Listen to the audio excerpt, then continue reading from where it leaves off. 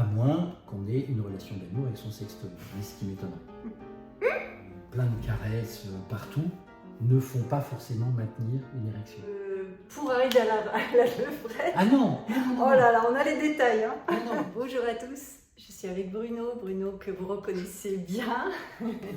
Bruno qui travaille avec moi pour Infinité et qui a écrit un super bouquin, Les âges clandestins. On va travailler aujourd'hui sur la sexualité. Tout à fait. Parce que c'est un élément important de la relation humaine. Absolument. On parle de relation, on ne parle pas que de plaisir, mais on parle évidemment de plaisir, mais on parle de relation. Parce que tu dis que la sexualité, c'est une intention relationnelle comme une autre, mais avec des spécificités. Tout à fait. Et si je me souviens bien, si j'ai bien fait mes devoirs, il y a une question d'aller vers et de recevoir qui sont les deux intentions relationnelles fondamentales de l'être humain. Absolument. Ok. Alors, première question, je rentre dans le vif du sujet. Comment savoir si c'est un bon coup? Comment savoir si c'est un bon coup? Alors déjà, c'est une question qui est extrêmement vaste parce que un bon coup pour un ou pour une n'est pas forcément un bon coup pour l'autre. Tout le monde. Et qu'en fait, cette notion de bon coup dépend beaucoup de nos attentes et de nos besoins, mais aussi de la compétence que l'on a à deux, dans cette histoire de bon coup, à s'accorder relationnellement. Et donc en fait, quand il y a une réponse, ou du moins la possibilité qu'on a d'imaginer que l'autre réponde à nos attentes et à nos besoins, quand il y a ces trois éléments-là, on peut dire que c'est un bon coup. Le problème est que cette notion de bon coup, elle fait appel à la fois à quelque chose de sexuel, et que là, on rentre dans un débat extrêmement vaste, car toutes les personnes, hommes ou femmes, n'ont pas les mêmes attentes et les mêmes besoins en matière de sexualité. C'est pour ça que je parlais d'accordage. Et l'accordage, c'est avant tout une histoire de synchronisation corporelle, et qu'il est clair que plus on est synchronisé corporellement avec l'autre, on augmente notre possibilité d'être dans une relation qui peut s'accorder. Donc ça augmente la possibilité d'être en relation avec un bon coup. Maintenant, après, il y a cette deuxième dimension qui est celle des attentes et des besoins. Maintenant, dans mon expérience de thérapeute, et aussi personnelle, parce que c'est quelque chose qui concerne un être humain, donc j'en suis un comme les autres, on a d'autant plus facilement la possibilité de se synchroniser, et donc de s'accorder à quelqu'un, et lorsqu'on a cette compétence-là, ou qu'on peut expérimenter à deux cette synchronisation et cet accordage, ça augmente la possibilité que l'autre réponde à nos attentes et à nos besoins, puisque lorsque les attentes et les besoins sont, comment on va dire, accordés aussi, ça signifie bien souvent que la relation au niveau corporel, c'est-à-dire dans la synchronisation qu'il y a entre deux individus, est bonne. Un bon coup pour quelqu'un n'est pas forcément pour un autre. Si les attentes et les besoins sont sexuels pour l'un et affectifs et exclusivement affectifs pour l'autre, il est probable que l'un et l'autre seront au minimum déçus, au pire effrayés ou inquiets. C'est ça. Ça dépend à la fois de, comme tu dis, de nos attentes, de nos besoins, de nos compétences. Oui. Parce que moi, je me souviens dans ton livre Les âges clandestins, tu as développé un concept super intéressant qui finalement, alors je vais me permettre de résumer ou je laisse le boss résumer. Non, résume. Je résume. Dans la première vidéo, tu avais dit que les âges clandestins, on pouvait le symboliser par les poupées russes. Oui. Parce que du moment où on est dans le ventre de notre mère jusqu'à maintenant, on vit des expériences à la fois dans un contexte, à la fois avec un ressenti, donc sensoriel, avec des émotions, avec des ressentis corporels, et on va dire avec des représentations psychiques de l'expérience vécue, ce qu'on met sur ces ressentis. Tout à fait. Et si c'est un petit peu fort sensoriellement, émotionnellement, ça va s'ancrer à l'intérieur de nous. Oui. Je résume. Absolument, mais c'est exactement ça. J'ai bien fait mes devoirs, t'as vu, hein? Oui. Ça fait comme les poupées russes, donc dans un autre, on va dire, dans un contexte un petit peu équivalent, enfin qui va nous faire revivre quelque chose de cet ordre-là. contexte sensoriel, etc. Ça va faire comme ressortir tout ce qui a été ancré. Absolument. Et on va revivre la situation de la même manière. Absolument. Donc, effectivement, dans cette histoire de bon coup, cette appréciation-là, elle se fait dans une rencontre. Elle ne se fait pas dans le contexte d'un couple établi. Elle se produit bien avant. Oui, et donc, parce forcément, qu'après, on sait déjà. donc, elle est forcément dans un contexte de rencontre dans lequel, sensoriellement et émotionnellement, il y a forcément des sensations corporelles extrêmement puissantes. Ces contextes-là sont des contextes que la grande majorité d'entre nous avons déjà connus ou expérimentés, même avant d'être adultes, parce que les rencontres amoureuses ne sont pas la spécificité des adultes. Et que du coup, dans ce contexte-là, il est tout à fait possible que nos chaînes d'expérience qui se mobilisent soient effectivement des chaînes d'expérience d'adultes, en sécurité, tranquille, stable, ou des chaînes d'expérience d'enfants ou d'adolescents, et qu'effectivement, que ça soit dans notre corps, donc corporellement, dans la façon dont on va synchroniser à l'autre, dans cette première rencontre, si on est à ce moment-là dans une dynamique de recherche de sécurité, d'amour et de compréhension, la synchronisation corporelle ne va pouvoir se faire qu'avec quelqu'un qui va répondre à ces attentes-là, qui sont à la fois dans le corps et dans nos pensées. Et qu'effectivement, si en face, la personne est absolument dans un autre registre, la synchronisation ne peut pas se faire. Ouais, la synchronisation, c'est pas qu'une histoire de corps. C'est une histoire de corps et de rythme, oui, de corps en relation, mais pas seulement. Ouais. C'est-à-dire que cette synchronisation corporelle, c'est la base de toutes nos relations. C'est vrai dans nos relations habituelles, quels que soient les contextes, et c'est également, bien évidemment, extrêmement présent dans la sexualité, qui est une relation comme une autre. Avec ses spécificités. Et c'est ça. Nos chaînes d'expérience autour de la sexualité ne sont pas alimentées exclusivement par des expériences sexuelles. Elles sont extrêmement influencées par nos expériences relationnelles, c'est-à-dire affectives, c'est-à-dire les relations que l'on tisse avec les autres. Donc, pour aller dans une première relation sexuelle, bien souvent, le premier niveau, ce n'est pas un niveau sexuel, c'est un niveau relationnel. Rentrer en relation avec l'autre, homme ou femme, dans une intention d'avoir de la sexualité, mais fondamentalement avant, il faut bien aller vers l'autre ou accueillir l'autre, qui sont ces deux mouvements fondamentaux de l'être humain. Donc, dans tous les cas, nos chaînes d'expérience sexuelle sont alimentées, sont très dépendantes de toutes nos autres expériences relationnelles qui, la grande majorité du temps, sont des expériences relationnelles d'ordre affectif. J'avais lu qu'Erikson disait, tu dis la même chose, qu'on ne peut pas remplacer des apprentissages. Oui, une fois qu'ils sont faits, ils sont faits. Ouais. Mais on peut en apprendre d'autres ou en substituer d'autres. Pour moi, la sexualité, il faut la voir non pas simplement comme avoir du sexe, avoir des relations sexuelles, ou d'une façon opératoire, j'y arrive pas, je fais jouir l'autre, je fais pas jouir l'autre. Il ne faut pas le voir simplement d'un point de vue purement opératoire, mais c'est vraiment une intention relationnelle. C'est-à-dire que quoi qu'il arrive, on est dans une relation. Sauf quand on est dans de la sexualité autocentrée, juste personnelle, avec la masturbation, ou avec des sextoys, où là, effectivement, on n'est pas dans la relation et on est dans une sexualité purement opératoire. Et je ne dis pas c'est péjoratif quand je dis opératoire. C'est juste que c'est autre chose. C'est une sexualité qui vise juste à obtenir une décharge sensorielle et un peu émotionnelle. Et un peu émotionnelle. Un tout petit peu, très très peu, mais la décharge sensorielle fait forcément mobiliser un tout petit peu d'émotion, mais très peu. On est surtout dans la recherche de la sensation intense, qu'on peut appeler l'orgasme, qui est donc quelque chose de purement physiologique, corporel. Et réflexe. Et réflexe. Parce qu'il faut bien différencier. Ça, c'est un truc que j'ai appris avec Bruno.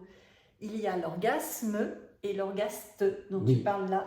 L'orgaste, c'est la décharge. C'est la partie physiologique et réflexe. Mais ça n'est pas l'orgasme, parce que l'orgasme, c'est ce qui se vit à deux, parce qu'effectivement, l'orgasme, il y a une composante à la fois émotionnelle très forte et relationnelle. Et donc forcément, elle se vit à deux, à moins qu'on ait une relation d'amour avec son sextoy. Mais ce qui m'étonnerait. Exact. Je sais pas. Après, vous dites dans les commentaires, est-ce que vous avez une relation d'amour avec votre sextoy ou la main, hein, Absolument.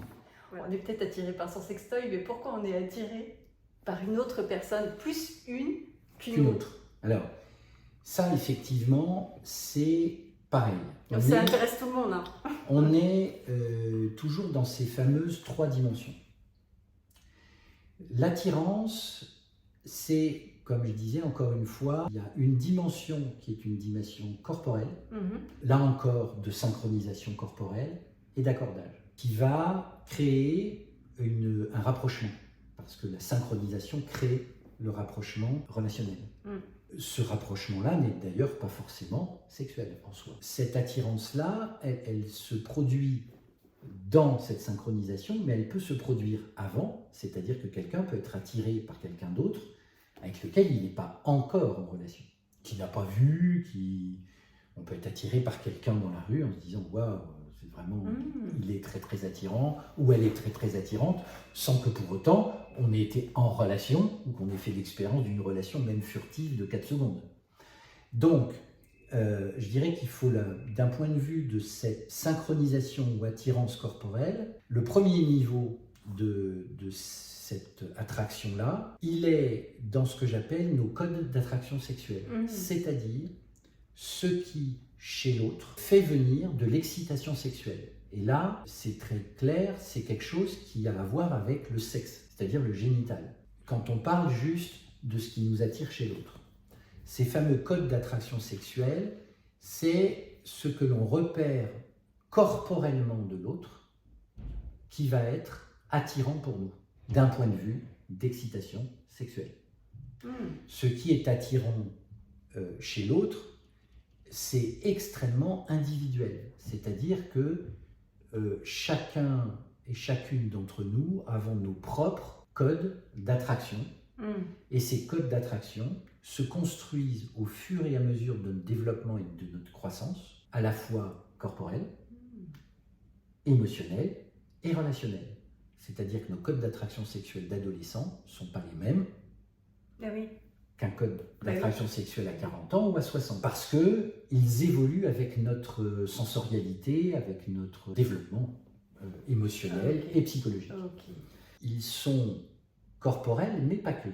Quand on disait au tout début que les 2 mouvements relationnels fondamentaux de l'être humain, c'est aller vers et accueillir, ces 2 mouvements relationnels qui se colorent selon l'intention relationnelle, mais fondamentalement en termes de mouvement, il n'y en a que 2, ils se font soit avec le pôle affectif, c'est-à-dire quelque chose d'ordre affectif, soit génital, donc sexuel.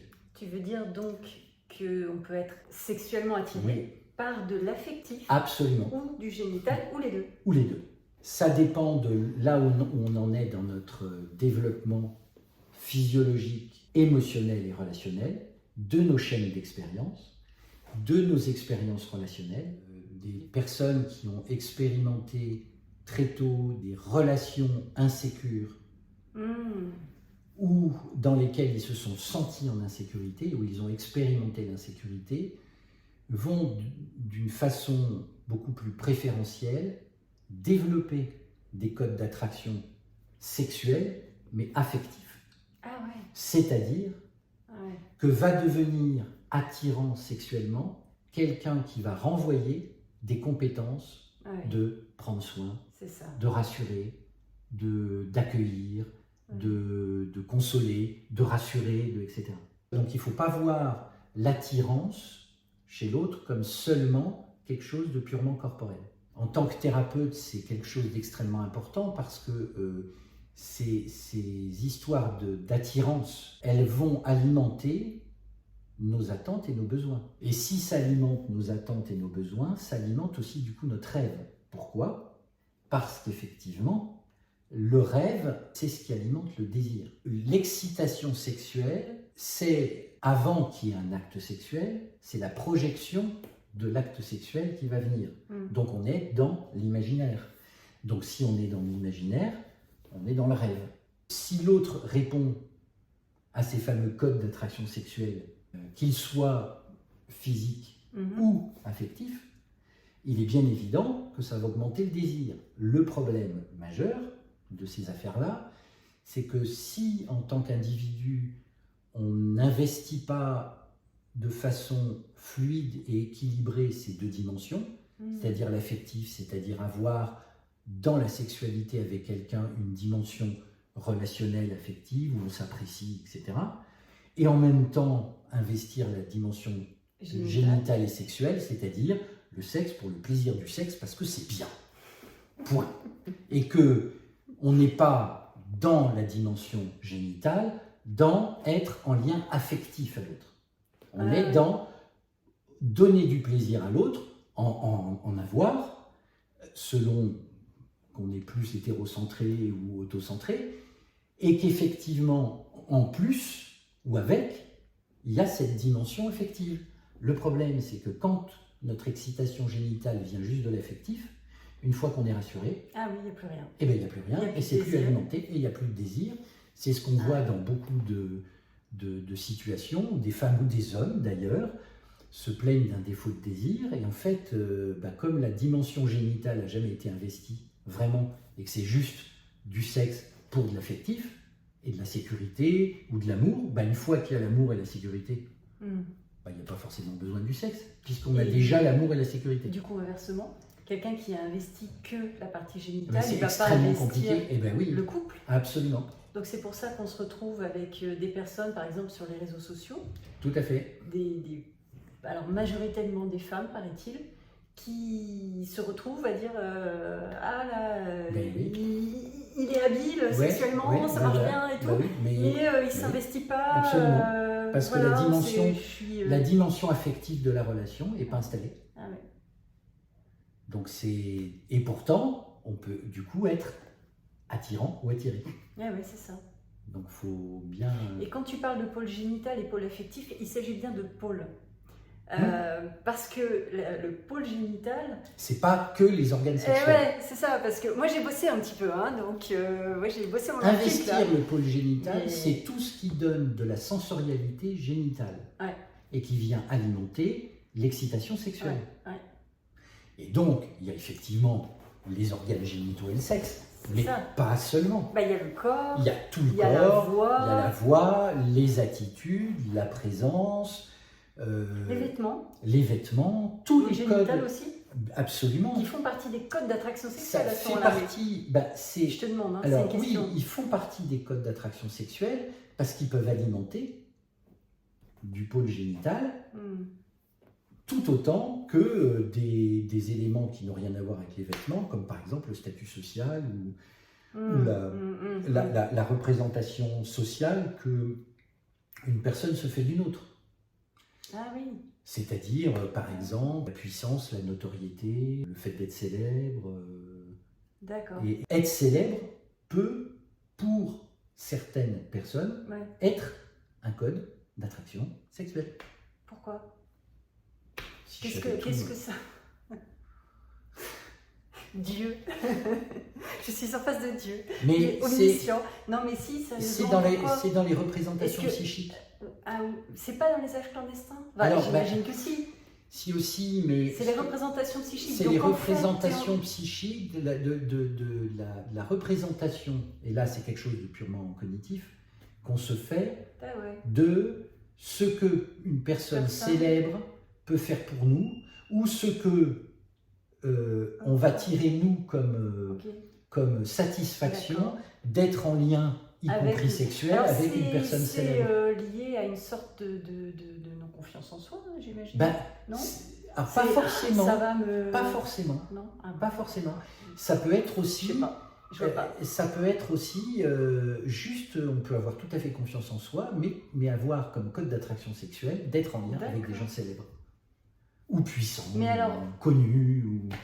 Et ça alimente tout le temps le désir dans ces cas-là? Ou une fois qu'on est avec cette personne, ça s'arrête? Ça alimente, non, ça alimente le désir, mais c'est aussi fragile parce que... oui, ça doit être fragile. Ouais. Parce que ça se construit sur une représentation psychique. Oui, voilà. Mais après, soit la relation évolue. D'accord. Et elle peut évoluer vers autre chose. D'accord. Si elle n'évolue pas, celui qui est célèbre, il a intérêt à rester célèbre. Ouais, c'est ça. Ça, j'imagine. Oui, ou puissant. Ou puissant. Ou peu importe. Donc si jamais un président de la République, pas forcément très beau, très... Voilà, devient attirant, bah, s'il chute, bah, tout chute. Quoi. Parce qu'on voit qu'il y a la représentation psychique, il n'y a pas que tiens, il est beau, elle est belle, il y a, ça peut être bien habillé, ça peut être il est doux. Il est doux, il a l'air tellement gentil. Il a l'air gentil. Même des fois, des codes d'attraction sexuelle se portent sur la maternité et la paternité. Ah ouais. Oui, d'accord, oui. Voilà. Okay. Oh, il ferait un tellement bon père pour mes enfants. Et une bonne mère, ça existe? Oui, il ferait une bonne mère pour mes enfants? Absolument. Et sexuellement, c'est excitant? Ben oui, le temps de faire des enfants. Puisqu'après, il n'y a plus besoin. Ça ne dure pas. Ben, après, il n'y a plus besoin. Ah oui, il y a l'enfant. Puisqu'il y a un enfant, puis le père, il est là. Si le père, il est là, et si la mère, elle est là, et que c'est une bonne mère et un bon père, ben, on a ce qu'on veut. Donc, il n'y a pas forcément besoin de... Oui, tu disais tout à l'heure, il y a des attentes et des besoins. Donc, peut-être que du coup, il y a de nouveau des attentes sexuelles qui vont se reporter à ce moment-là sur quelqu'un d'autre. Il ne faut pas voir les choses de façon rigide. Dans le même couple... Ben, ce que je veux dire par là, c'est que il ne faut pas voir la situation de façon figée. C'est-à-dire que ce qui est vrai à un moment peut ne pas être vrai à un autre. Oui, en fonction de l'évolution de la relation. Mais... Oui, et pas que de la relation d'ailleurs, en fonction de comment de la personne. Et de quelle chaîne d'expérience on développe et qu'est-ce que l'on va mobiliser comme nouvelles compétences. Je peux donner un exemple de ça en termes effectivement de personnes attirantes. Il y a un truc qui est terrible dans les couples, c'est les évolutions personnelles des individus qui le composent. Ah ouais.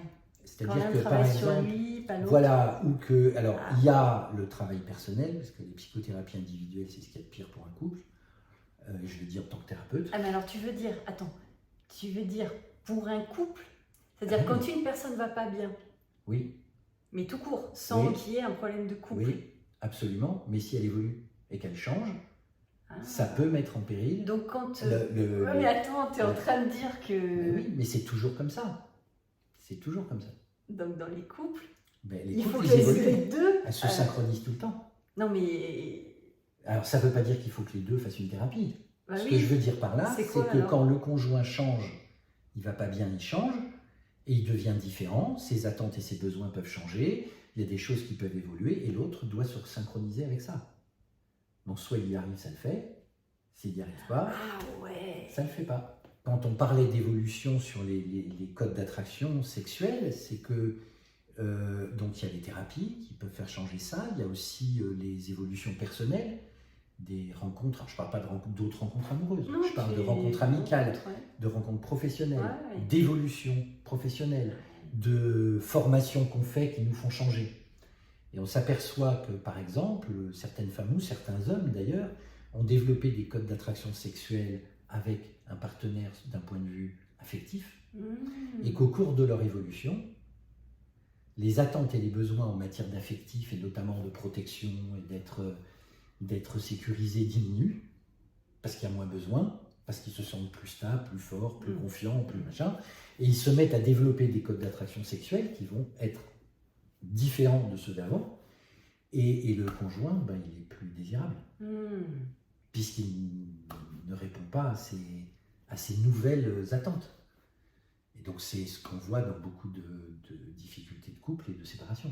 Beaucoup de couples se séparent sur ces histoires de désynchronisation. Donc en fait, docteur Bruno Dubos, psychiatre, est en train de nous dire que c'est peut-être un peu dangereux de faire une thérapie tout seul. Alors en même temps, non, parce que quand on va pas bien, il faut bien qu'à un moment donné les choses changent. C'est ça. Mais ce qu'il faut bien avoir en tête, c'est que l'idée selon laquelle on va mal et on est avec un conjoint, et après quand on va bien, forcément on va bien avec, des fois ça marche. Des fois ça marche. Mais des fois ça marche pas, ou ça ne marche plus. Aïe. C'est juste ça que je veux dire. Oui. Alors Bruno, comment se traduit le aller vers au féminin et le aller vers au masculin et accueillir. Le mouvement précède la pensée. Aujourd'hui, on le sait de façon claire. Pourquoi je dis ça? C'est qu'on a souvent tendance à considérer que nos intentions relationnelles, elles sont purement psychologiques, mais il faut bien prendre en compte que nos intentions relationnelles dépendent des mouvements du corps dans la relation. Et le mouvement de quelques centièmes de milliardièmes de seconde précède la pensée que l'on a de l'intention relationnelle. Donc nos intentions relationnelles, fondamentalement, il n'y en a que deux, c'est aller vers l'autre ou accueillir l'autre. Ce aller vers et ce accueillir va se décliner dans une myriade de possibilités qui vont dépendre à la fois du contexte, de la personne en face et de notre intention. Il est évident qu'on ne va pas vers son boulanger de la même façon qu'on va vers son conjoint, sauf si c'est le même. Mais du coup, dans ce aller vers et ce recevoir, qui sont ces deux mouvements donc du corps en relation, sur lequel on va mettre nos intentions relationnelles, j'ai envie d'aller vers, j'ai envie de le connaître, j'ai envie de le rencontrer, j'ai envie de... etc. etc. Ou de la même façon, je laisse venir l'autre. Ces deux mouvements relationnels, et donc ces deux intentions relationnelles, elles se font, comme je disais tout à l'heure, dans une dimension qui est affective et génitale. Le truc, c'est que dans la sexualité, du moins jusqu'à il y a encore pas très très longtemps, il y avait une vision très hétéronormée, je vais dire ça comme ça, c'est-à-dire que on était dans un modèle où on considérait que dans l'intention relationnelle génitale, c'est donc une affaire de sexe, et que donc le aller vers était la prédominance de l'homme, qui allait vers génitalement une femme, donc la pénétration est une intention d'aller vers, ce qui reste très juste encore aujourd'hui, clairement, et qu'effectivement, dans cette vision qui a été quand même présente jusqu'aux années 70, 80, de façon assez fréquente, on le voit y compris dans les manuels de sexualité ou de sexologie, et la femme, on était donc dans l'accueil, qui est donc l'accueil du sexe de l'homme, d'un point de vue génital, ce qui reste aussi vrai aujourd'hui. Mais il ne faut pas le voir simplement dans cette vision réductrice, c'est-à-dire que le aller vers dans la sexualité, bien évidemment, et l'accueillir, elle implique les organes sexuels, mais pas que. Et que si on le voit dans une dynamique relationnelle, le aller vers, c'est à chaque fois que moi, en tant qu'individu, dans la sexualité, je vais vers l'autre. C'est-à-dire que je prends une initiative d'aller vers. Donc ça signifie rentrer dans la sphère... Rentrer dans la sphère intime de l'autre. Intime, donc corporelle. Absolument. Donc toucher l'autre. Oui, tout à fait. À chaque fois qu'on touche l'autre, on va vers. Ouais. Et quand on se laisse toucher ou qu'on se laisse caresser, on accueille. Et que ça, c'est pas spécifique à l'homme ou à la femme. Ce que je veux dire par là, c'est que l'intention d'aller vers dans la sexualité n'est pas exclusivement masculine. Mais il n'y a pas que ça, j'imagine. Absolument. Tu peux nous donner un peu des exemples? Parce que là, tu as parlé de la sphère génitale, tu as parlé de rentrer dans la sphère intime de l'autre. Pour une femme, il y a la dimension de l'accueil de l'homme, sexuellement. Ou de la femme, si on est, ou de la femme, si on est dans une dimension homosexuelle. Et il n'y a aucun souci là-dessus. Et homme, c'est tout pareil. Il faut bien le voir, non pas en termes de fonction liée à un sexe, homme ou femme, mais en tant qu'intention relationnelle en tant qu'individu. C'est-à-dire que du coup, une femme peut aller vers une autre femme ou vers un homme dans la sexualité, en allant vers, c'est-à-dire en prenant des initiatives de caresses, de... Oui, donc c'est toujours rentrer dans la sphère intime. C'est aller vers. Et oui, c'est aller vers, quoi qu'il arrive. Et c'est toujours corporel. Je veux dire, c'est pas un aller vers psychique, cognitif. Mais non, parce que le aller vers cognitif, dans la sexualité, il fonctionne pas très bien. Sauf, ce que je veux dire par là... parce que tu as parlé du rêve tout à l'heure, des représentations psychiques. Absolument, absolument. Mais ce que je veux dire par là, c'est qu'il y a un moment où, dans la sexualité, il faut qu'il y ait un lien entre la dynamique corporelle et la dimension psychologique. C'est pour ça que je te parlais de la dimension psychologique, Oui. parce que je me suis dit, tout est... Parce que si on comprend qu'il suffit là d'avoir envie non. là, et d'être dans le Mais je vais aller vers l'autre On ne psychologiquement, peut pas avoir envie là. ben L'envie, si on peut physique. non on peut avoir la pensée de l'envie, elle n'est pas que psychologique. Pas physiquement. Ben, il y a des gens qui ne sont pas du tout en lien avec leur corps, ils ont des envies qui sont purement intellectuelles. Mais c'est pas une envie sexuelle. Mais c'est difficilement une envie sexuelle. Même Parce si qu'une envie sexuelle, c'est bien corporel. Ben, il y a les deux. Il faut qu'il y ait les deux. Oui, il y a les deux. Mais si elle est que cognitive, elle n'est pas sexuelle. Non. Hein, j'ai Il bien y a compris toujours, là. il y a toujours besoin, à un moment donné, C'est qu'il y corporel. ait quelque chose de corporel Oui, c'est ça. et de sensoriel Et qui de va sensoriel. alimenter de l'émotionnel, C'est ça. quoi qu'il arrive. Quoi qu'il arrive. Dans le recevoir, Dans l'accueil, intéressant. Le recevoir pour un homme, oui, mais d'une femme vers un homme. oui, Donc la femme va vers oui, et l'homme accueille. oui. Alors tu me donnes Bah, des exemples. Ça peut être dans, par exemple, certains hommes expérimentent avec leur compagne ou même avec des partenaires le massage prostatique. Le massage prostatique, c'est un moment où on accueille quand même la femme ou l'homme. Oui, c'est sûr. Oui, mais là qu'il je vois bien si tu veux, et je pense que tout le monde voit, mais en fait, quand et que l'intention de la femme voilà, c'est ça. va être de rentrer dans l'intimité et dans le corps du partenaire ou de sa partenaire, c'est pareil.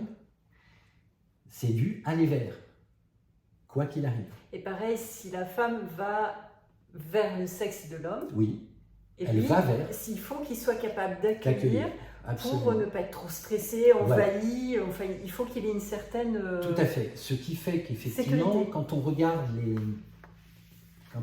certaines études sur les pratiques sexuelles, on sait notamment que, par exemple, la levrette est plébiscitée par, je crois que c'est 58% des hommes et à peu près une proportion à peu près égale de femmes. Ça passe beaucoup avant, par exemple, l'andromaque, où la femme est sur l'homme. Ah, avant? La levrette est beaucoup plus plébiscitée.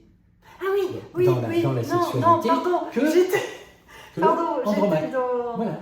Et donc, ce qui veut dire que... j'ai pensé que pour arriver à la levrette... Ah non, Oh là là, on a les détails. Hein. Ah non, ce que je veux dire par là, c'est que si on le prend d'un point de vue relationnel, c'est plus plébiscité que l'andromaque où la femme vient sur l'homme. Ce qui veut dire que... que l'homme n'est pas trop capable d'accueillir. Alors, que c'est pas forcément... En tout cas, c'est beaucoup moins plébiscité. Okay. Après, il faut se méfier des études et des statistiques, mais cependant, il est clair que c'est moins plébiscité par les hommes, parce que dans ce contexte-là, les femmes, c'est un peu...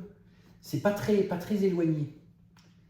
Donc, ce qui veut dire quand même que même si on est à 50%, ça veut dire qu'il y a une partie des femmes qui sont en difficulté pour aller vers. Ah ouais. En tout cas, en difficulté ou pas, où ça leur convient moins, et que c'est parce que là, effectivement, quand une femme va vers un homme et se met sur son sexe, sur lui, elle est dans une dynamique d'aller vers, et l'homme est dans une dynamique d'accueil. Alors on dit souvent, c'est une position passive pour les hommes, c'est faux. C'est pas de la passivité, c'est de l'accueil. Et que ça, il faut bien que vous ayez en tête que quand on parle de quelqu'un qui est actif ou passif, pour moi, ça n'a pas de sens. On est soit dans du aller vers, soit dans de l'accueil. Mais on n'est pas passif quand on accueille. Ah oui. Donc, je trouve que cette dénomination actif-passif est très péjorative et puis elle ne correspond pas à la réalité relationnelle. Oui, toi, c'est... Par contre, il se peut que des personnes qui se retrouvent en situation d'accueil, de devoir accueillir l'autre, ça peut les mettre en difficulté. Et là, du coup, ils se sidèrent, ou ils s'arrêtent, et ils deviennent passifs parce qu'ils ne bougent plus. Parce qu'ils sont sidérés ou inquiets, ou ils ne savent pas trop quoi en faire, etc. Mais il faut bien, pour moi, c'est important d'enlever ces notions d'actif et de passif. D'accord. Parce que si on remet la sexualité dans une dimension relationnelle, on est dans du aller-vers ou dans de l'accueil. Ouais. Et il n'y a aucun des deux qui est actif ou passif, ou on va dire les deux sont actifs. On peut être actif dans l'accueil oui. et actif dans du aller-vers. Tu vois, même une femme qui accueille corporellement Ben, le sexe de l'homme, elle est active. Bien évidemment. Parce qu'elle bouge aussi. Mais absolument. Mais pour cela, il faut en avoir les fameuses compétences, c'est-à-dire être capable corporellement, émotionnellement et dans ses représentations psychiques, de pouvoir accueillir l'autre ou aller vers. Et quand une femme bouge, elle va vers ou elle accueille? Eh bien, ça dépend. Elle est active non, mais... et elle est en mouvement dans son intention relationnelle. Si c'est une intention relationnelle d'aller vers, non, elle va bouger dans le aller vers. C'est pas ça que je voulais dire. Tu vois, dans la relation sexuelle, oui. Quand l'homme pénètre la femme. Oui, là elle est en situation de réceptivité. Oui, mais elle bouge aussi. Absolument. Donc elle est active. Fait quoi? Elle est active. Dans sa réceptivité. Mais tu utilises bien le mot actif du coup. Oui, mais ce que je veux dire par là, c'est que plutôt que de parler d'actif et de passif, parce que je trouve ça péjoratif, oui, ok. Elle est en mouvement et elle est actrice de sa réceptivité.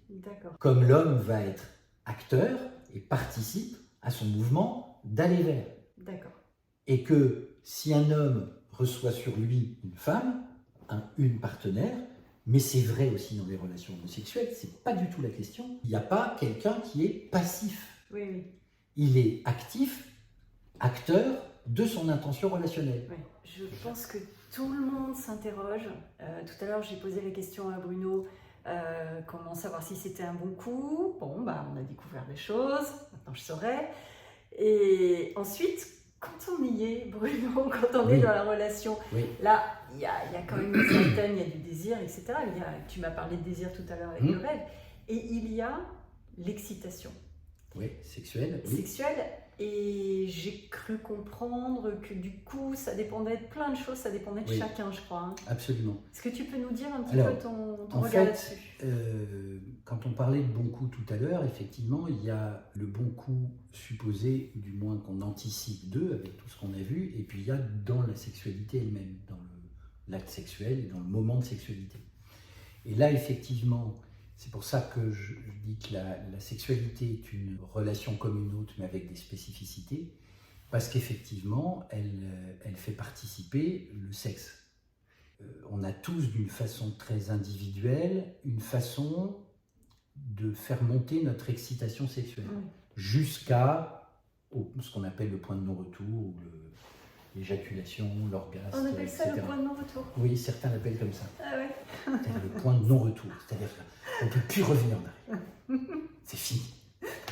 Et donc, dans la dynamique de l'acte sexuel lui-même, c'est-à-dire le moment de sexualité à deux, on a effectivement dans ce moment de sexualité à deux des, comment on va dire, des façons de faire avec notre sexe à nous, pour justement amplifier l'excitation sexuelle, faire monter l'excitation sexuelle jusqu'au moment de l'orgasme et de l'orgasme éventuellement quand on est...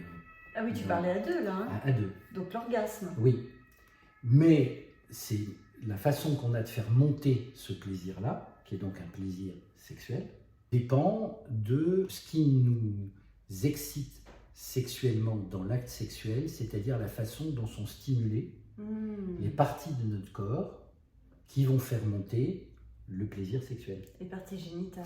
Donc, entre autres, les parties génitales.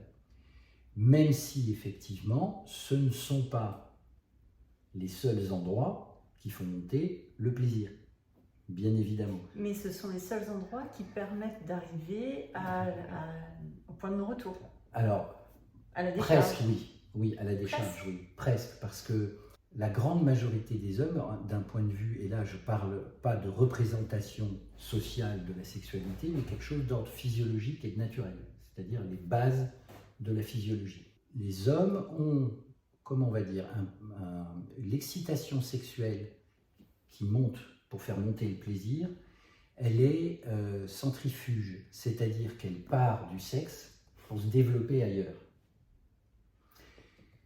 Pour les femmes, elle est centripète, c'est-à-dire qu'elle part de la globalité pour se centrer sur le sexuel, c'est-à-dire le clitoris, le vagin, Là, etc. je suis désolée, tu vas expliquer. Moi, je suis Donc, sûre que vous êtes comme moi en train de me dire attends, je comprends pas.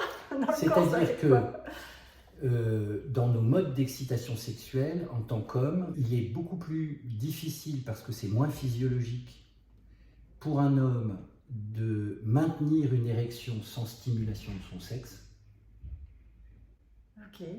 C'est-à-dire plein de caresses partout, ne font pas forcément maintenir une érection sexuelle. Ok. En revanche, pour une femme, la lubrification vaginale, la montée du plaisir, elle est certes sexuelle, mais elle peut être aussi alimentée par tout un tas d'autres endroits.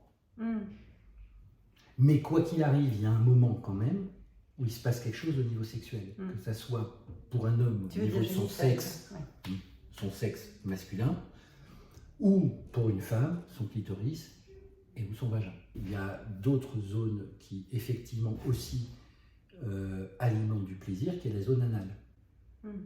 Parce qu'il y a aussi des récepteurs sensoriels qui sont extrêmement présents dans cette zone et qui peuvent amener à un orgasme ou un orgasme. J'ai même lu qu'il y avait un point qui s'appelle le point K pour Kevin, Oui. qui est situé entre la zone du vagin et de l'anus. Oui, qui est la zone médiane entre les deux, qui est la zone périnéale, en fait, qui est sur le plancher périnéal. Donc, tous ces éléments-là... Femme, hein. Non, attends, oui, c'est vrai aussi pour l'homme. En partie aussi, oui. Et donc, du coup, ce que je veux dire par là, c'est que l'excitation sexuelle, elle soit centripète, c'est-à-dire de l'extérieur vers le sexe, ou centrifuge du sexe vers l'extérieur, en termes corporels, dans les deux cas, on a tous, de façon extrêmement spécifique, des façons de faire avec notre sexe, la verge chez l'homme, le clitoris et le vagin chez la femme, ou l'anus, pour les deux, des façons de se caresser, d'avoir des sensations au niveau du sexe, qui sont très différentes selon les individus et qui vont faire monter le plaisir et l'excitation sexuelle. C'est ce qu'on appelle, c'est ce que les thérapeutes qui travaillent en sexo-corporel appellent les modes d'excitation sexuelle. C'est-à-dire la façon qu'on a très concrètement de faire avec notre sexe, masculin ou féminin, pour faire monter le plaisir sexuel. Or, ce qu'on sait, c'est que nos modes d'excitation sexuelle, ils sont très très individuels et qu'ils dépendent de nos apprentissages corporels, et que ces apprentissages corporels-là démarrent bien avant l'investissement de la génitalité en tant que telle. On sait tous que les comportements ou les attitudes masturbatoires chez les petits garçons et les petites filles existent, et qu'effectivement c'est une façon de commencer à s'approprier la sensorialité au niveau génital, qui n'est pas bien évidemment psychologiquement et dans les représentations vécu comme je me donne du plaisir sexuel, c'est juste, tiens, c'est intéressant parce que ça produit des sensations. C'est pas investi comme de la sexualité. Voilà, en fait. Absolument.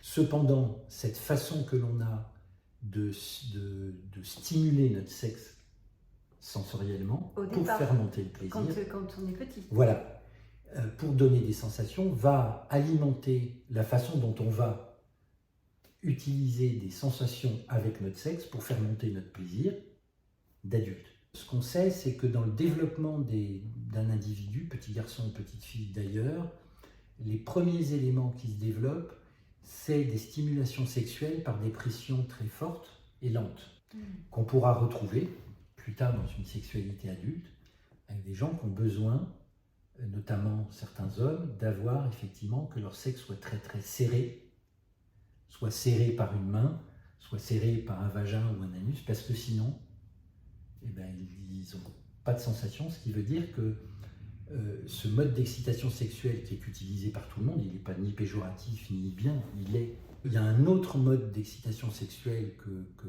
que l'on connaît, qui sont des stimulations superficielles, mais rapides. Pour les hommes, ça donne quoi? Pour les hommes, c'est pareil, c'est de la masturbation, mais sans serrer, mais en allant très vite. D'accord. Des mouvements très rapides. Quand tu dis superficiel, Sans forcément ouais, superficiel, c'est on ne serre pas, quoi. C'est pas pas. quelque chose d'appuyé, c'est quelque chose de très superficiel. D'accord. Mais on a ça aussi pour les femmes, D'accord. avec la stimulation du clitoris, qui peut être appuyée et lente ou superficielle et rapide. Okay. Maintenant, il y a un autre mode qui alimente un peu les deux, c'est-à-dire c'est des mouvements qui sont rapides avec des pressions relativement fortes. Et que ces trois modes d'excitation sexuelle, ils sont en eux-mêmes tout à fait, ils sont ni bien ni mal. Ce qui importe, c'est la possibilité qu'on a de passer de l'un à l'autre. C'est ce que j'allais te demander. Ouais.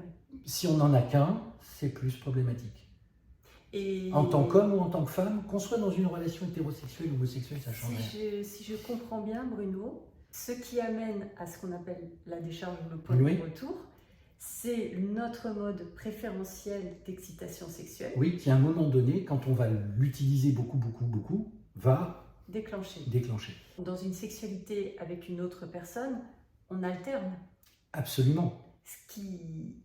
Est-ce que c'est le fait d'alterner qui déclenche ou c'est le non, mode préférentiel? C'est le mode préférentiel. On a tous un mode préférentiel. Alors il y en a un autre que j'ai pas cité, qui est ce que les sexocorporels appellent le mode en courant continu, qui est en fait des stimulations extrêmement rapides par vibration, que l'on a qu'avavec les sextoys et les pommeaux de douche ou l'eau qui sort. C'est quelque chose de purement... impossible à reproduire dans une relation. Impossible à reproduire dans une relation. Donc vous comprenez pourquoi. Moi j'ai vu plusieurs fois des couples en thérapie où effectivement la sexualité, pour arriver au plaisir, il fallait utiliser un sextoy.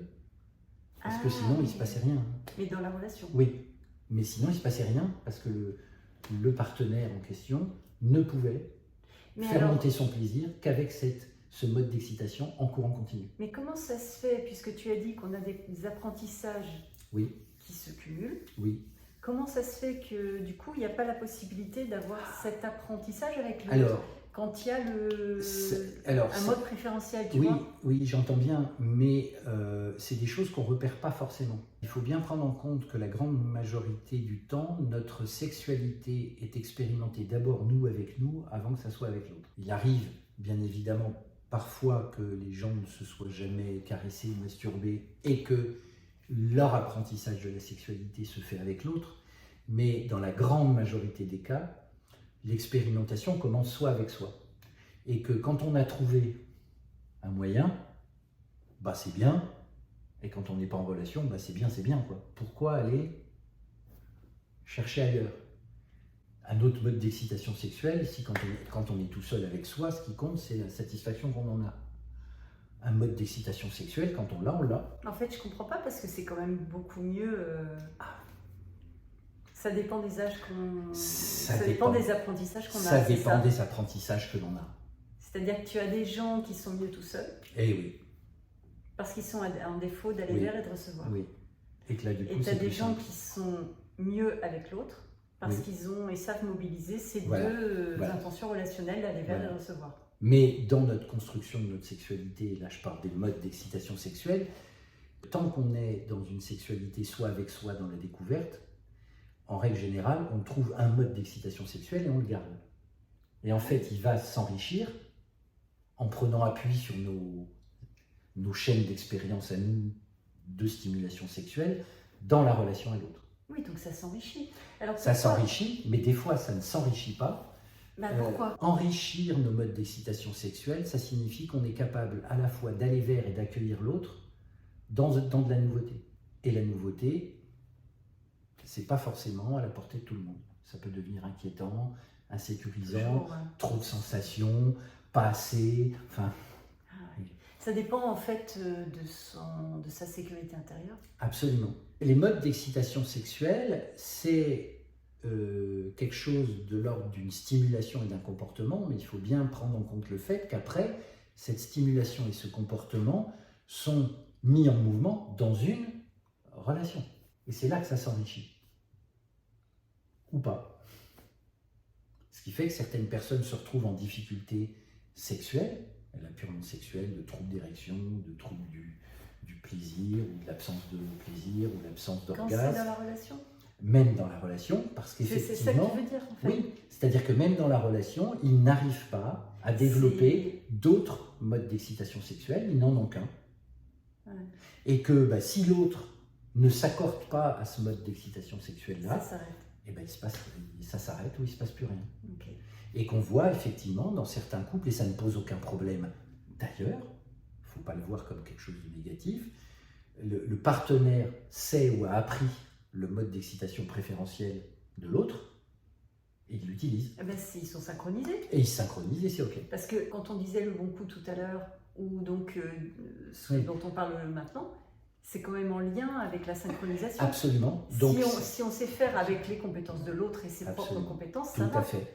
Et donc un bon coup, c'est à la fois pour quelqu'un qui a de nombreux modes d'excitation sexuelle, la possibilité que l'autre réponde à ses différentes expériences de stimulation sexuelle parce qu'il les a.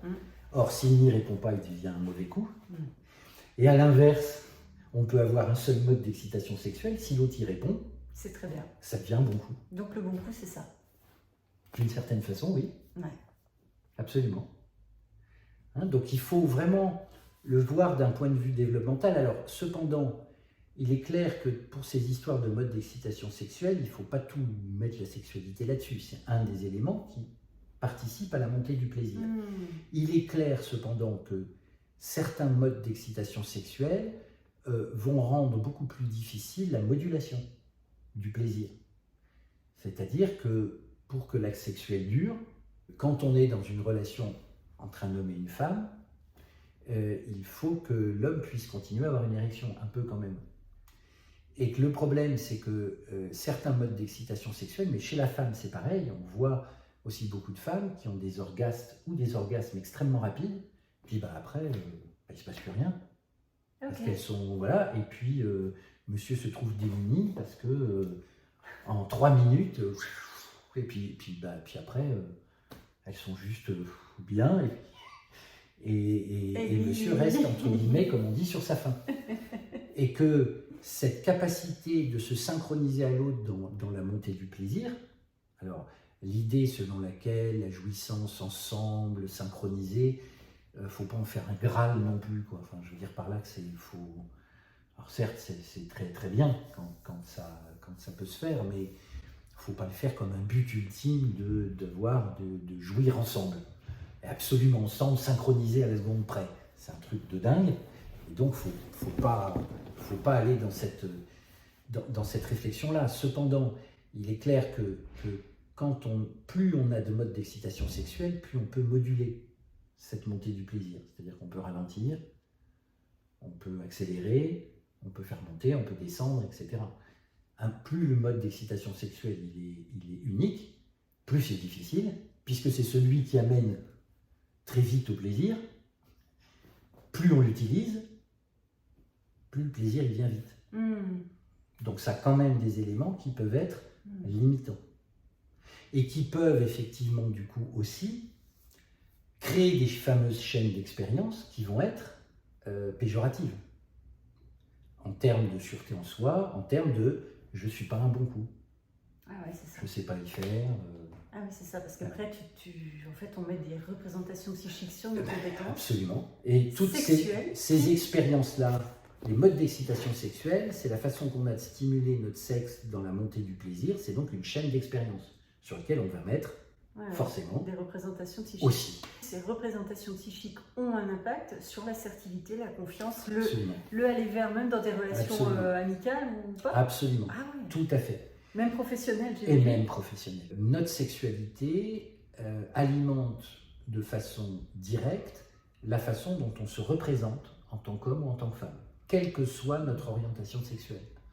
Et qu'elle participe à notre assertivité, c'est-à-dire au fait d'être sûr de nous, ou à l'inverse, elle participe aussi, quand c'est peu satisfaisant ou qu'on se retrouve en difficulté, elle alimente une façon qu'on a de se percevoir et d'être en relation qui peut nous mettre en difficulté, et là, dans bien d'autres contextes que la sexualité. Il faut bien prendre en compte que si on considère que la sexualité, c'est une intention relationnelle, entre guillemets comme une autre avec ses spécificités, il est évident qu'on est de façon générale dans ces relations humaines comme on est dans la sexualité, et inversement. Ce que je veux dire par là... Tu vas nous dire. Ce que je veux dire par là, c'est que... Alors, il ne faut pas me faire dire ce que je n'ai pas dit, c'est-à-dire que dis-moi comment est ta sexualité, je te dirai qui tu es. Ah si, j'allais te poser la question. Parce alors, j'allais évidemment lui poser la question. Dis-moi, Quentin.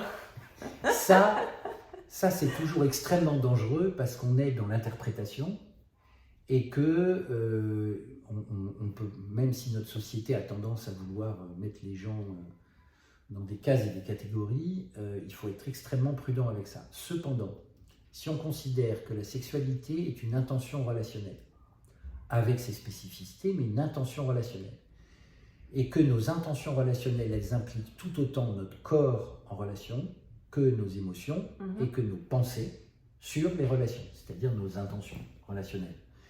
Si on considère ça de cette façon-là, quelqu'un qui, dans ses relations humaine en général est plutôt raide, intransigeant, aura beaucoup de mal à être souple, fluide, compréhensif, attentif dans la sexualité. Donc, synchroniser avec quelqu'un de raide. Je sais pas. Alors, oui, mais c'est compliqué. Ce que je veux dire par là, c'est que de la même façon, quelqu'un qui se présente comme extrêmement timide, dans ses relations humaines, qui est en retrait, qui a du mal à aller vers l'autre, à être en présence, il y a de fortes chances que dans sa sexualité, il adapte sa sexualité à ces limitations-là.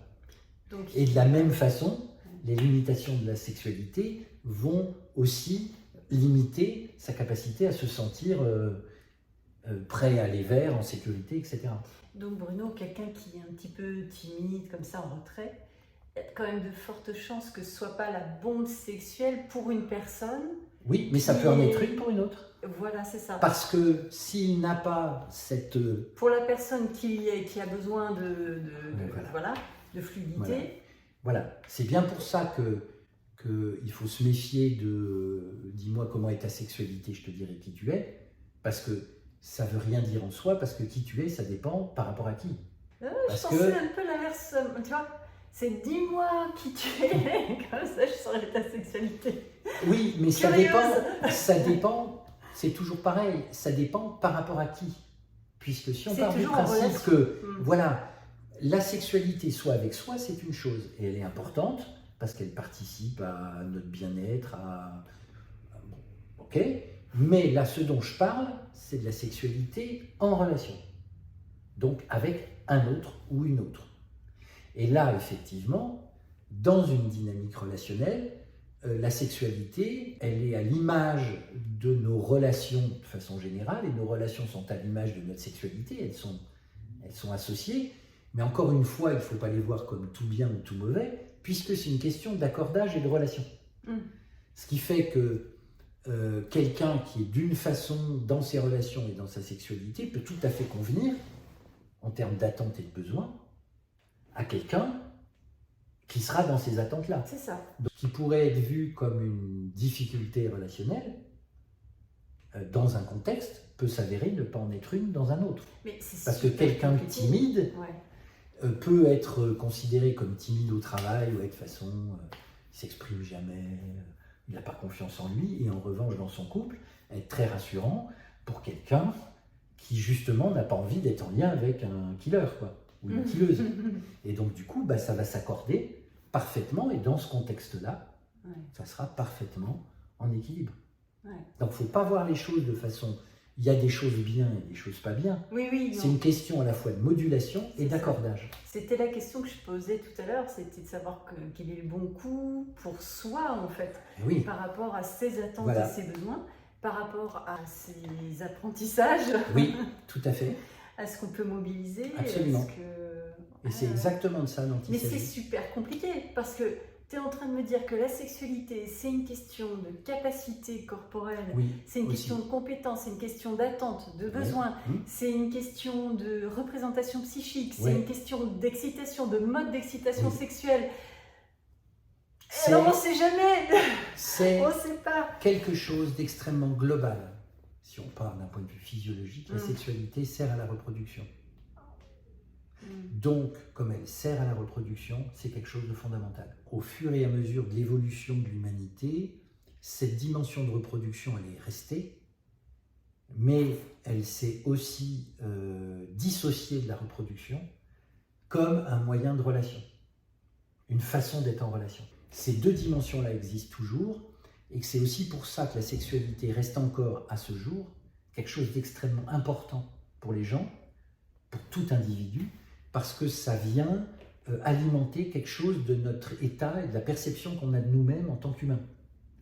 Donc c'est pour ça que la sexualité est aussi investie d'un point de vue personnel, émotionnel, sociétal. Il suffit de voir aujourd'hui combien alors les représentations sociales autour de la sexualité évoluent, ok, elles évoluent, et elles suivent les évolutions de la société. Cependant, on voit bien combien tous les domaines qui touchent à la sexualité sont très vite émotionnels, et déclenchent des réactions émotionnelles extrêmement vives, extrêmement fortes, extrêmement rapides, quel que soit le contexte autour de la sexualité. Les psychologues, les psychiatres, les sexologues ont aussi beaucoup considéré que la sexualité était une histoire de psychologie, ce qui n'est pas faux, dans le sens où nos représentations psychiques, comme on a dit, notre histoire, la construction de nos chaînes d'expérience, nos liens affectifs, notre sécurité, notre insécurité, elle est fondamentale dans nos relations et donc dans la sexualité, mais il ne faut pas perdre de vue que fondamentalement,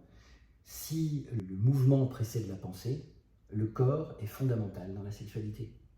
Pas la pensée du corps, mais le corps en relation. Ce qui veut dire que quand on parlait tout à l'heure de synchronisation, d'accordage, de la capacité d'aller vers et d'accueillir d'une façon fluide, sécurisée, ça signifie que corporellement, on a les compétences ou le savoir-être et le savoir-faire corporel dans notre corps qui nous permet de rester en sécurité, de ne pas être en état d'alerte, de ne pas être en panique, de ne pas se retrouver figé, de pouvoir accueillir les sensations quand il y en a beaucoup, de pouvoir accueillir les émotions.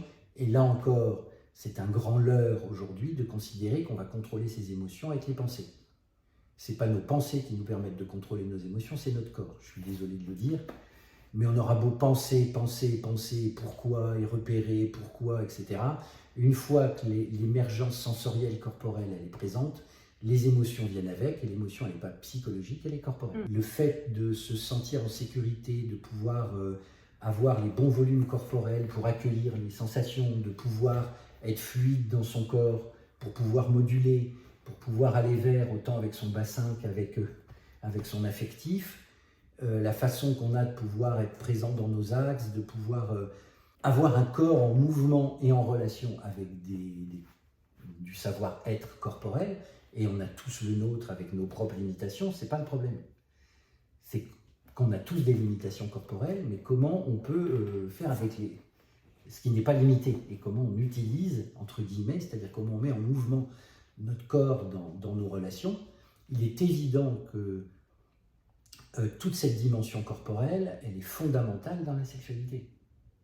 Alors qu'on l'a souvent abordée sous l'angle psychologique, et que le corps, c'est des effets du psychologique sur la sexualité.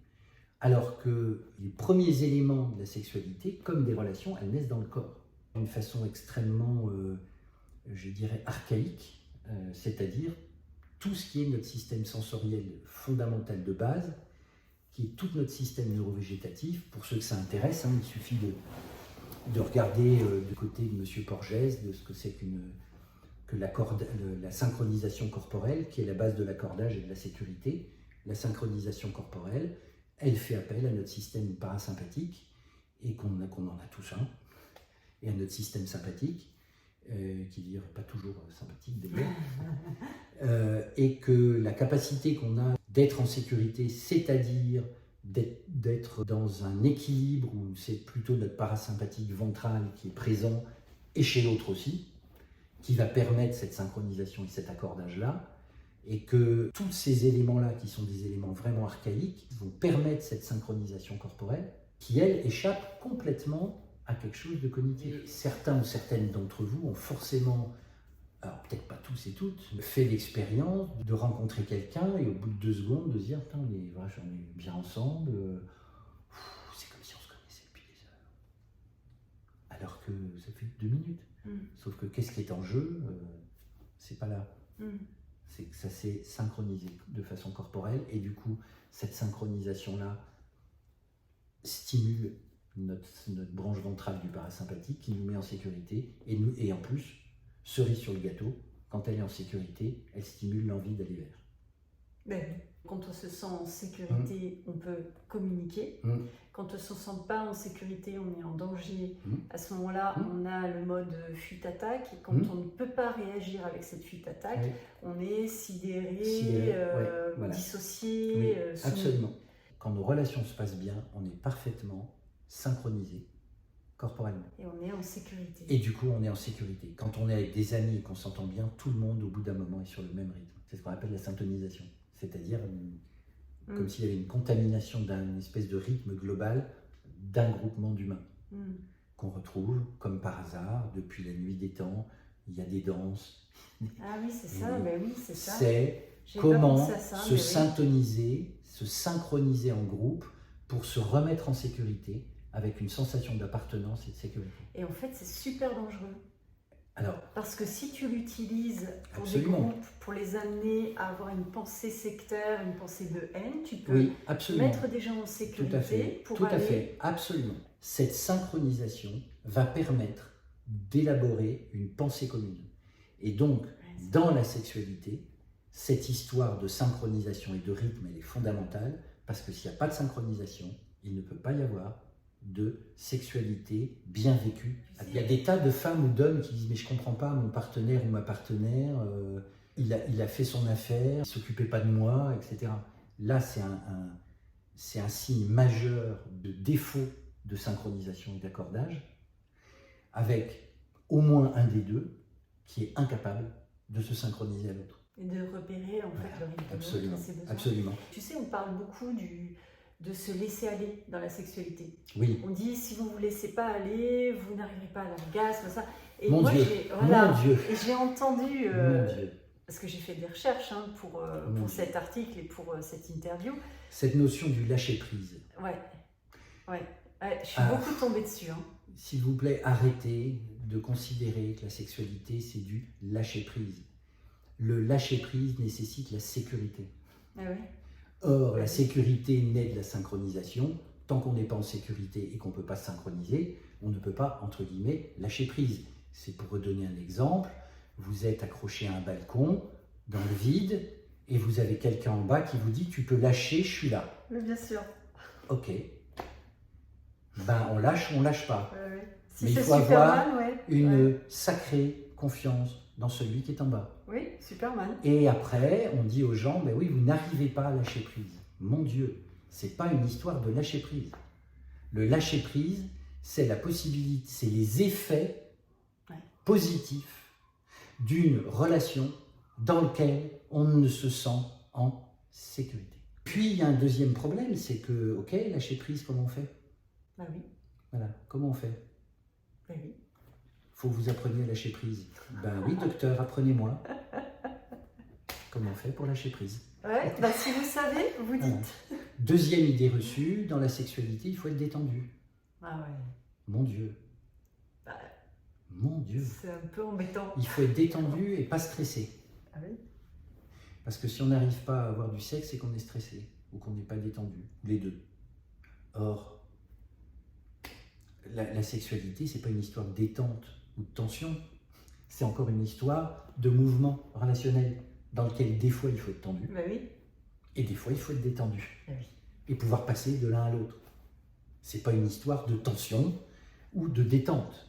Alors je suis d'accord, quelqu'un qui est en grande difficulté et qui est dans des soucis épouvantables ne peut plus se mettre en lien avec des choses de l'ordre de la sexualité et corporelle parce qu'il n'est plus dans son corps, il est dans sa tête en train de penser à ses soucis. Et là, la question, c'est pas qu'il est trop stressé ou pas assez détendu ou trop tendu, c'est qu'il est plus dans lui. Ben oui, c'est ça. Donc comme il est plus dans lui, et après il suffit de dire détendez-vous. Oui. Ok docteur, comment on fait? Voilà. Oui. Et encore une fois, on va dire oui, ok, détendez-vous, très bien. Donc vous allez faire de la méditation ou de la relaxation. Oui, sauf que la sexualité, c'est un moment de sensation intense dans une intention relationnelle. Or, la méditation, c'est pas un moment de sensation intense avec de la variation et de la modulation dans une relation avec des enjeux sexuels. Donc, la solution n'est pas adaptée au contexte. Et c'est terrible. C'est ça. Il faut bien prendre en compte que ce stress ou cette tension-là, elle naît et elle est alimentée par de la relation. Et elle s'installe dans la relation. Et tant qu'on ne s'occupe pas de ce qui insécurise dans la relation, on aura beau faire toutes les séances qu'on veut de détente et de machin, dès que le contexte relationnel dans lequel la tension s'installe sera présent, et bien la tension, elle, revient. Ouais, si c'est Parce que ça va être très difficile dans la sexualité de penser à son moment de méditation. Parce que les sensations corporelles ne vont pas être les mêmes. Et comme elles ne sont pas les mêmes, ça ne mobilise pas les mêmes chaînes d'expérience. On ne peut pas reproduire un contexte d'un point de vue cognitif et intellectuel, ou alors ça veut dire que notre cerveau est tout puissant, ce qui n'est pas le cas, et que du coup, il suffit de penser à un truc de méditation et immédiatement notre corps va suivre. Ça ne marche pas comme ça. Alors je vais te poser une question qui n'a pas du tout directement, n'est pas en lien avec ce que tu viens de dire, parce que là je viens d'avoir une image qui est assez extraordinaire, moi, de quelqu'un dans la sexualité qui pense à son moment de méditation et qui du coup va désirer, etc. Ce qui a fait un... Ouais, je suis un peu partie en live pendant que Bruno parlait, ça m'a bien fait rire. Et comment est le désir? Alors là c'est pareil. Parce que rien à voir avec la méditation, tu es bien d'accord? Absolument. Mais ça dépend de ce qu'on appelle le désir. Le désir, il n'est pas spécifiquement sexuel. C'est de l'envie. L'envie de... J'ai le désir d'acquérir une maison de 400 mètres carrés. C'est mon plus cher désir. Ok. On ne l'a pas encore. Ah, donc tu fais une différence entre désir et alors excitation sexuelle. Ah, c'est ça. Voilà. Ça. C'est-à-dire que pour moi, alors après, on peut appeler les choses comme on veut, mais il faut bien différencier ce qui est de l'envie qui va stimuler l'imaginaire, notre fantasmatique, la projection qu'on a d'un moment qui va être, dont on a très très envie, donc que l'on désire beaucoup. Ça, pour moi, c'est effectivement quelque chose du désir. Alors le désir, il peut être sexuel, il peut être affectif, il peut être financier, il peut être, je sais pas, enfin tout ce qu'on veut. Et l'excitation sexuelle. L'excitation sexuelle, elle s'installe dans le corps. Elle ne s'installe pas dans la tête. Et quel que soit ce qui l'alimente, comme on a vu précédemment, va alimenter l'envie de vivre ça, l'envie de le refaire, etc., etc. Donc, il faut bien séparer les deux. Pourquoi je dis ça? Parce que on a souvent tendance à aller chercher exclusivement des causes psychologiques aux problèmes de désir. Or, il ne peut pas y avoir de désir sans sensorialité. Le désir et l'excitation sexuelle s'alimentent ou s'auto-alimentent l'un l'autre. Nos sensations alimentent nos pensées qui alimentent nos sensations. Donc, il y a de grandes chances que quand on désire beaucoup, on est plutôt dans l'excitation sexuelle, et plus on est dans l'excitation sexuelle, plus on désire. Mais il faut bien faire la différence entre les deux, et pas seulement en tant que thérapeute, c'est qu'on peut avoir un problème de désir parce qu'on n'a plus de sensation. Ah oui. Comme je disais tout à l'heure, quelqu'un qui a trop de soucis, il n'a plus de désir sexuel. Le seul désir qu'il a, c'est de sortir de la bouillie ou de la menace dans laquelle il est. Donc il n'est pas connecté à ses sensations. Donc comme il n'y a pas d'excitation possible, je ne vois pas comment on peut alimenter du désir sexuel. Par contre, de la même façon, il y a des gens, quand ils sont très anxieux, ils peuvent avoir des actions de masturbation un peu, entre guillemets, frénétiques ou répétitives, parce que ça les calme. Or, comme par hasard, la masturbation, elle va alimenter quoi? Du sensoriel, pas des pensées. Ah oui, c'est pour ça que Et ça remettre calme. du sensoriel, eh ben, ça calme. Oui, c'est ça. Sauf que ça marche 3 minutes, mais néanmoins, sur le moment, eh ben, ça calme. Ah ouais. Parce qu'on remet du corporel. Et ça se manifeste chez tout le monde pareil?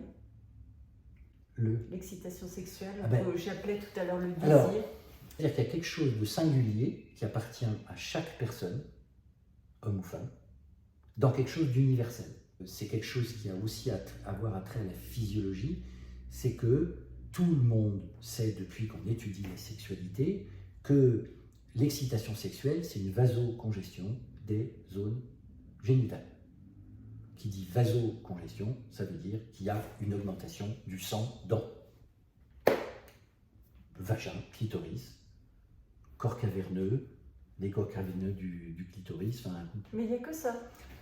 Alors, c'est un des éléments fondamentaux. Ah, c'est un des éléments fondamentaux. Et le reste, effectivement, il y a des variantes qui sont très individuelles, où certaines personnes vont avoir des vasocongestions, encore une fois, ou de la rougeur, ou des odeurs particulières, ou des choses qui sont très, très, très individuelles.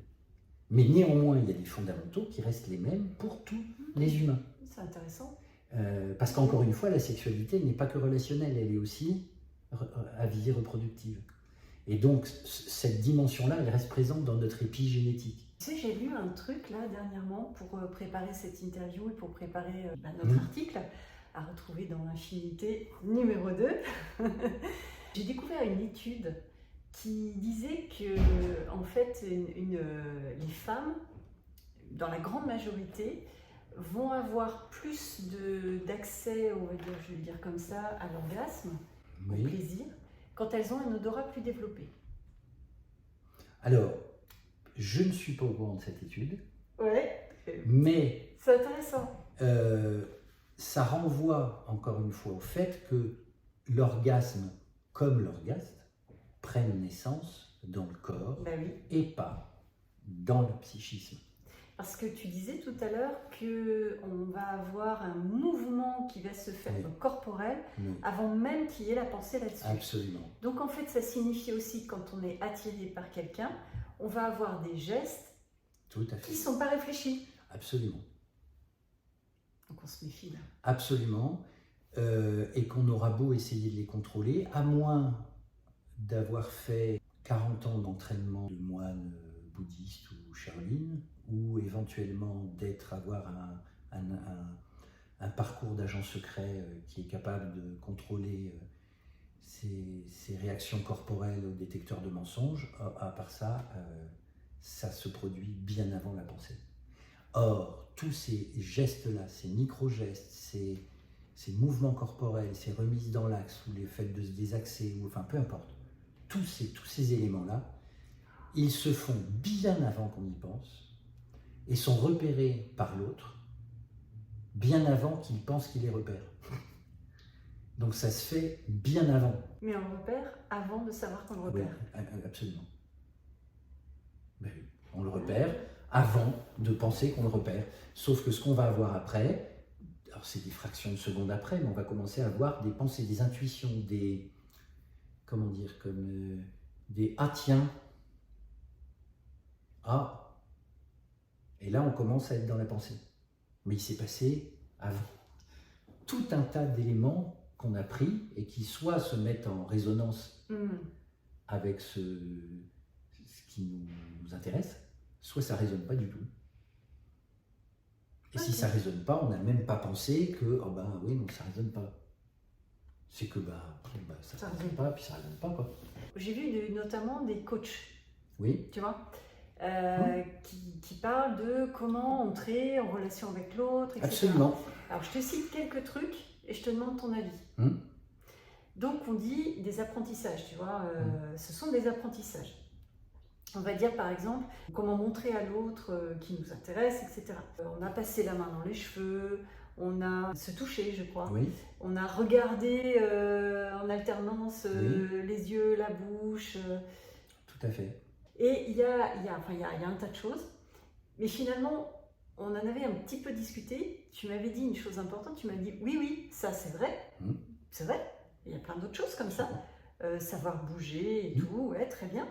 Mais ça, c'est possible quand on est en sécurité avec l'autre. Et voilà. Et en soi. Et oui. C'est-à-dire que c'est comme s'il suffisait de donner des outils de relation corporelle à quelqu'un pour que, immédiatement, ça lui permette de faire ce qu'il ne sait pas faire. Or, il faut bien prendre en compte que les choses qu'on ne sait pas faire, c'est pas souvent qu'on ne sait pas les faire. Alors effectivement, des fois on ne sait pas les faire, mais il y a aussi le fait qu'on n'est pas suffisamment en sécurité pour être effectivement dans une dynamique relationnelle positive, qui se permet de s'accorder à l'autre, etc.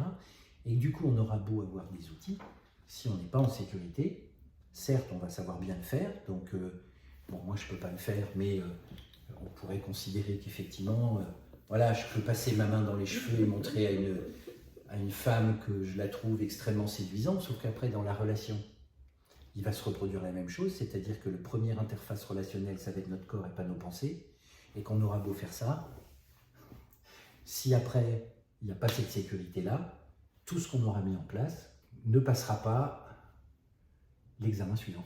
Ah ouais. Quand je dis examen, c'est pas... C'est-à-dire l'interface relationnelle, ça ne suivra pas. Ouais. Donc c'est ça le drame, parce que on est dans une société où on essaye de répondre à des manifestations symptomatiques avant de s'occuper des fondamentaux. Ouais, c'est ça. Et donc, quelqu'un qui est timide, enfin qui n'arrive pas à séduire des femmes, c'est qu'il lui manque les codes. Donc on va lui apprendre les codes, partant du principe que quand il saura les codes, il pourra séduire. Et on vend ça. Sauf que s'il suffisait de connaître des codes pour séduire, ça se saurait. Il y a les codes, mais il y a la sécurité que l'on a dans la relation. Donc les codes, ça permet de communiquer ou de renvoyer des choses, mais ça ne présage pas de ce qu'on va pouvoir en faire quand l'autre va se mettre en relation avec nous. Donc ça partirait du principe que les gens ne savent pas faire, mais une fois qu'ils ont les codes, ils deviennent sûrs d'eux, que ça marche, etc. C'est ça. Sauf que c'est une vision extrêmement symptomatique et opératoire, mais qui n'est pas présente que dans la sexualité ou dans la séduction. Elle est présente partout. Quelqu'un qui est en dépression, on va s'occuper qu'il n'ait plus de symptômes de dépression. Est-ce qu'on va forcément s'occuper de ce qui alimente et des enjeux relationnels et de la façon qu'il a d'impacter ces liens relationnels qui induit la dépression? Non, on va lui donner des médicaments, où on va lui apprendre à se détendre, etc. Et puis voilà, c'est-à-dire qu'on s'occupe des effets. Et donc, un coach en séduction, c'est très bien, si ça peut permettre à des gens de récupérer comment on va dire, des codes de relation ou des choses qui leur permettent de développer leurs habiletés. Mais donner des codes à quelqu'un sans lui donner la sécurité relationnelle, c'est compliqué. Parce qu'il ne suffit pas d'avoir des codes pour être en sécurité. Ce n'est pas une histoire simplement d'avoir les codes et de savoir communiquer. C'est aussi comment on est capable d'être suffisamment en sécurité et compétent pour s'accorder, se synchroniser à l'autre. C'est pareil dans les problèmes de couple, on a des problèmes de communication. Le problème, ce n'est pas la communication, c'est la synchronisation.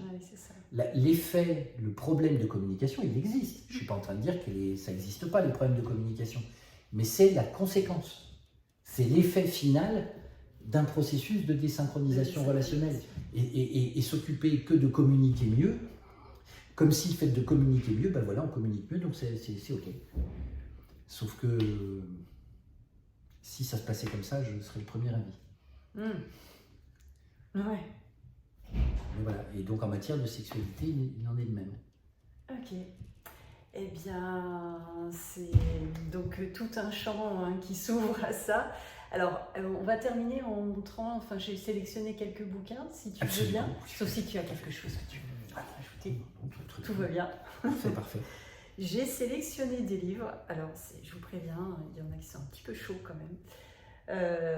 J'ai sélectionné des livres pour montrer qu'on peut avoir, disons, de nouvelles habilités relationnelles, érotiques. Alors d'abord, je te montre. Donc tu connais pas, toi? Non. Non, alors je te montre. Ça s'appelle Sexy Answers Book. Alors c'est assez marrant parce que voilà, il y a un côté où on va dire par exemple frôler. Frôler quoi? De l'autre côté, son nombril. Bon, il faut déjà le connaître. Fouetter, non, pas. Si on veut, les cuisses, mais ça peut être le gros orteil. La sexualité, ça peut être aussi quand on va bien, quand on a appris à aller vers, à recevoir, etc. C'est un lieu où il y a aussi des enjeux relationnels, à la fois pour soi, pour l'autre. Et du coup, je me disais, ça peut être sympa dans un couple. Oui, c'est aussi la relation, c'est pas forcément quelque chose de grave. Mais c'est ça, c'est aussi c'est amusant. Quelque chose de vivant et de joyeux, quoi. Et c'est pour ça que j'aime bien celui-là. Ça s'appelle Couple, alors c'est un roman graphique, Couple parfait ou pas, donc une BD, très très très marrant, vraiment très sympa. Alors ça montre des situations de la vie quotidienne, c'est ce qu'on disait tout à l'heure, c'est pas forcément des problèmes de communication, ça peut être des problèmes de synchronisation. Bon, on parle pas de synchronisation, mais en tout cas on s'amuse beaucoup. Donc j'aime bien celui-là. Tu l'as pas lu, toi? Non. Non, c'est moi qui fais le taf. Toi, t'as pas fait, là. J'ai pas lu. Alors, on a ici un bouquin qui peut être intéressant, peut-être avec quelques prolongements quand même en étudiant Porges, Sex Witch. On regardait ça tout à l'heure, Bruno, juste avant de commencer l'interview. Et tu avais relevé des choses assez intéressantes. Il y a des choses assez intéressantes puisque on ne se connaît pas avec Rebecca Mamon-Mercier. Elle évoque beaucoup dans cet ouvrage-là l'importance et le lien qu'il y a au sensoriel dans ces différentes dimensions, qu'elles soient neurovégétatives, le corps en relation. Elle explique combien c'est important d'avoir les deux, quoi. Un corps en relation, une tête en relation. Et la fidélité, bordel, nous dit Patrick Lemoine. Sommes-nous polygames ou monogames? Alors moi, je me pose la question. Je me pose vraiment la question. Il est allé en fait, c'est une recherche quasiment anthropologique. Ouais, elle est bien. C'est un livre. Il est super bien. Il est très intéressant et facile à lire. Ouais. Du mammifère à l'insecte, l'oiseau et même le mollusque, le mâle contraint la femelle à la fidélité par tous les moyens imaginables. Qu'est-ce que vous en pensez, hein? Dites-moi. Très très bien. Très intéressant. Donc ça, c'est ma petite sélection. Et alors, j'aime beaucoup cela. Ça, c'est pour les apprentissages. Tu parlais tout à l'heure de nos apprentissages durant l'enfance, etc. Là, c'est l'adolescence. C'est pour apprendre à connaître. Alors, dans mon caleçon, tout comprendre sur mes spermatozoïdes. Tu vas tout comprendre sur tes spermatozoïdes. Et dans ma culotte, tout comprendre sur mes règles. Bon, je crois que c'est un peu déjà fait. Évidemment, de Bruno. Hein. Oui, les questions de sexualité aussi. Et les questions de sexualité, c'est pour ça que j'ai voulu t'interroger là-dessus, parce que je me suis beaucoup interrogée sur l'humain en relation et donc la sexualité. Les âges clandestins, pourquoi on ne fait pas toujours son âge? Voilà, et puis c'est le moment de nous quitter, donc je vous dis à bientôt, au revoir. Au revoir. J'arrive pas à sortir. Oui, parce que, alors là, clairement, je suis en train d'avoir des images, hein, donc je me dis, là, on est actif, là, on est passif, et effectivement.